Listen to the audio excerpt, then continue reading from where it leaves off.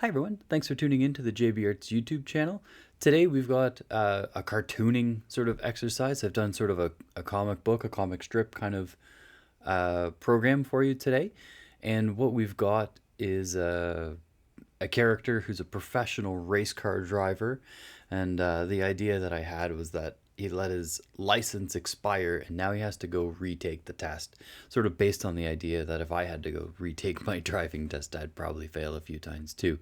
But this particular character sort of doesn't pass for a bunch of sort of silly reasons. And then, something extraordinary happens that him and his driving instructor or driving tester go through together.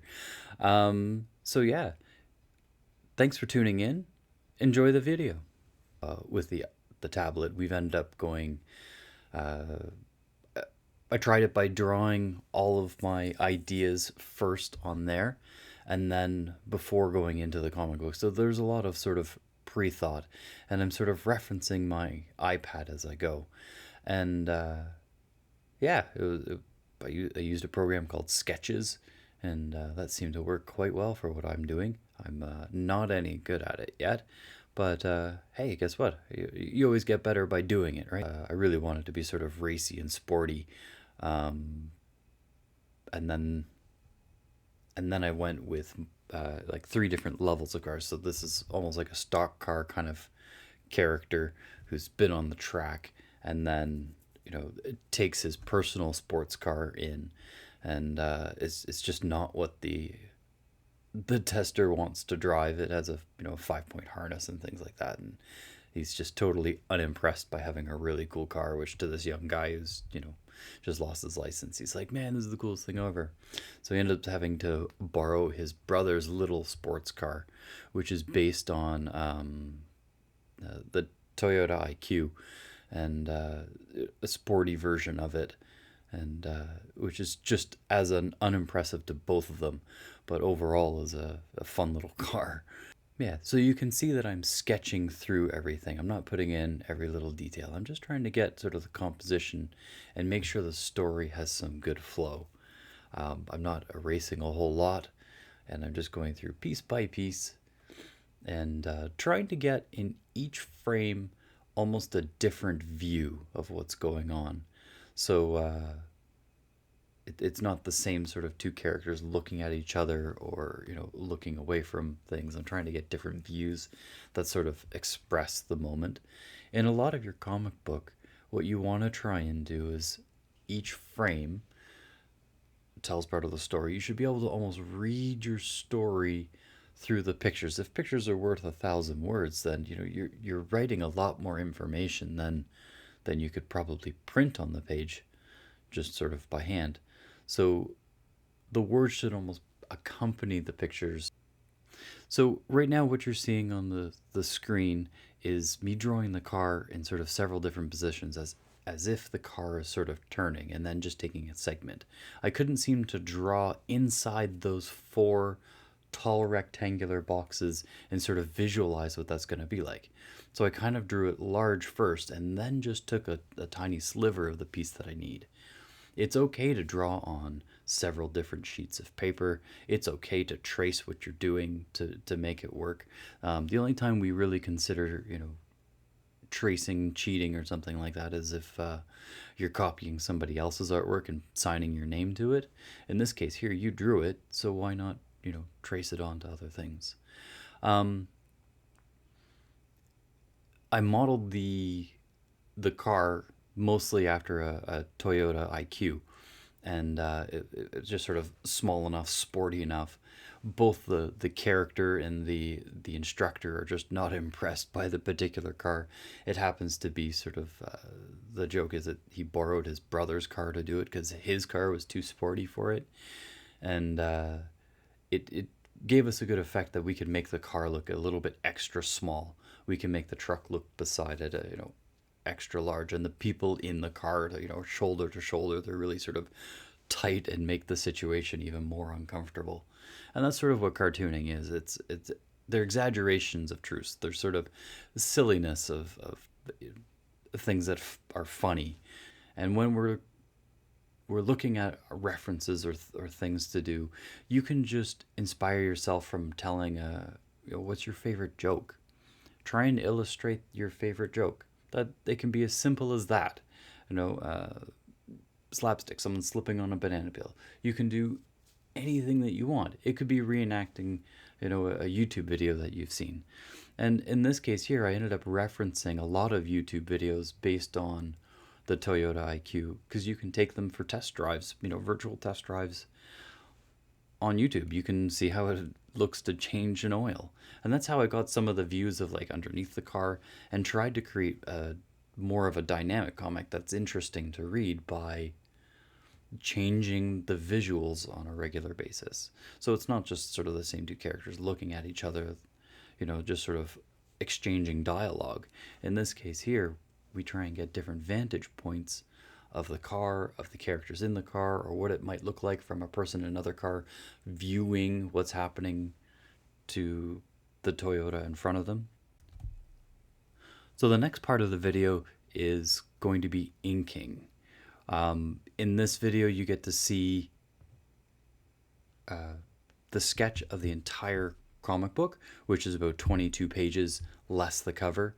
The cover I want to save to last. I want to make sure that I've got all of my ideas down so that way I can pick something from it that I can really sort of engage with on people on the cover.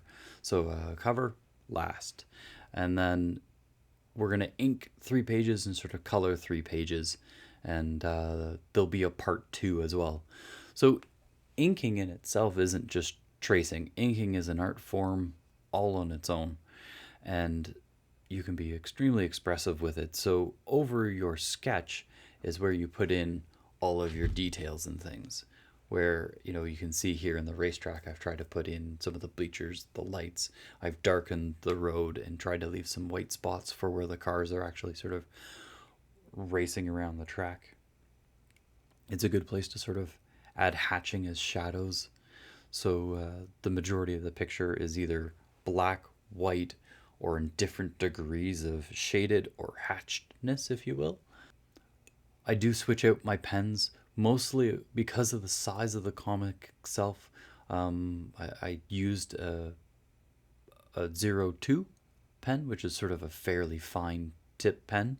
I believe the ones that the majority of that were given out in the kits were 05s and things like that, 03s. There might even be a 08 in there kind of thing. And all of those would work really well to sort of give the final touches to your comic. If your ink is dry, it's also waterproof, so you can put watercolor on top of it. You don't have to just use the markers. And so the pen itself is archival. That means acid-free. It won't yellow your paper and things like that. So they're really good pens that we gave in with the kits. So you can do work just like this. So my version of the comic, I'm trying to do something that I like. I am going fairly quick with it, just to make sure that it gets done. That's that kind of thing. But I do plan to sort of scan my versions of it and sort of superimpose words and things like that into the negative spaces digitally, because I know my handwriting is just atrocious. So I plan to do a lot of that digitally. Earlier on, I drew the car in one way, but it wasn't facing the right way for me. So what I did is I flipped it over and I rubbed pencil all on the back, and where I had drawn it, the transfer of the pencil went onto the paper where I wanted it. You can try that as well. That's a good way to sort of transfer. You don't necessarily need light pads for tracing and things like that. You can always use a window, use a light. A lot of people's sort of pot lights and things like that work really well. Most people have tablets or computer screens. If you just open a Word document so your screen is really bright white, and as long as you're pressing gently, you can get a really nice sort of surface to trace on. And as I was just explaining, you can transfer quite well by using graphite itself. So that's your pencil lead. You draw out your image, you color your gray on the back, and when you trace it over again, you can transfer that image nicely. With your inking, you want to try and make some areas really dark, and then some areas you want to leave white. You want to show some areas with some really nice clean lines, or a variety of lines where some areas are thicker or thinner. You can see where I sort of, in the lips to the teeth, I've darkened it up and sort of exaggerated maybe where those shadows would be. In the mouth, I wanted to make sure that the hangy ball sort of stuck out, or like he was yelling, and he's yelling so hard that the hangy ball is actually sort of pushing forward. When I was doing my sketches on the iPad, I made all of them rectangles. And from there, I made those sort of images, because they were just sort of basic rectangles, to be able to fit on all of these sort of pre-made boxes into the cartoons. I kind of flipped through each page until I found sort of the right amount of boxes per story part. So you can see in a lot of the frames where one idea is,